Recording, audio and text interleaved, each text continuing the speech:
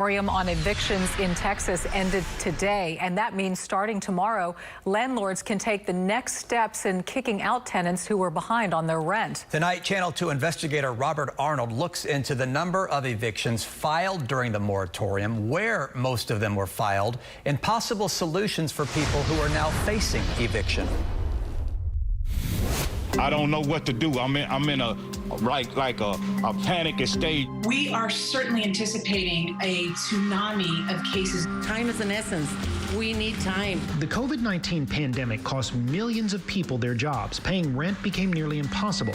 Virginia Cabrera is just one of those stories. She lost her job as a cook. It's been very hard because we don't have money for anything. Cabrera is staring down the barrel of an eviction notice. She's 2 months behind on rent. I have been looking for another job. There's just not a lot of jobs out there. A lot of people are looking.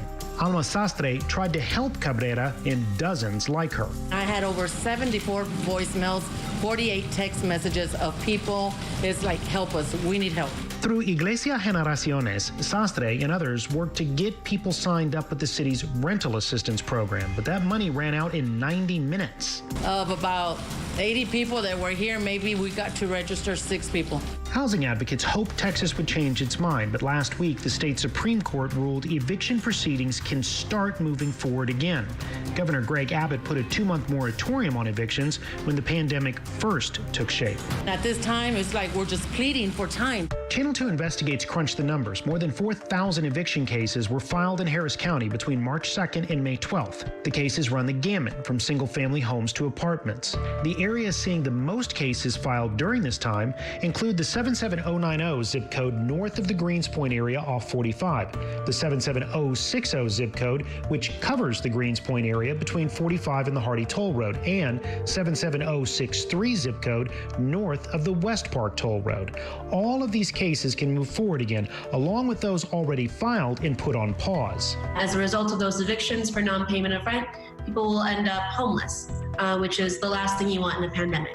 Zoe Middleton is with Texas Housers, a housing advocacy group. She worries far too many people are still unemployed. We know that there's an enormous amount of need and an enormous amount of people that are going to be in a vulnerable situation, but the exact number, it's really impossible to tell. Middleton and Donna Carney say there yet still may be a reprieve for tenants facing evictions. There are a lot of properties that will be subject to the CARES Act. Now I'm going to sign this. The CARES Act is the massive federal economic aid package passed in March. If a landlord has a federally backed mortgage or participates in a federal assistance program, then Those tenants are not subject to eviction until July 25th with a 30-day notice to vacate, and then August 25th before that eviction can be filed. finding out who owns a mortgage can be tough, but the Texas Supreme Court has made sure tenants are not responsible for doing this legwork.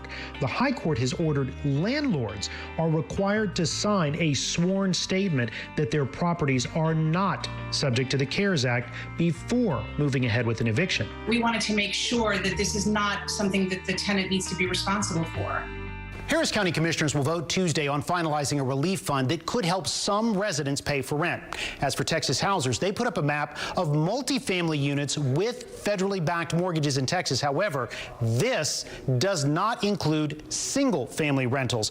Carney and Middleton say this is why tenants facing eviction still need to ask their landlords about the CARES Act. And don't take for granted a justice of the peace will remember this detail. Now, we've got a link to this map, information about the CARES Act, and our state Supreme Court order on click2houston.com. Robert Arnold, KPRC, Channel 2 Investigates. Thank you, Rob.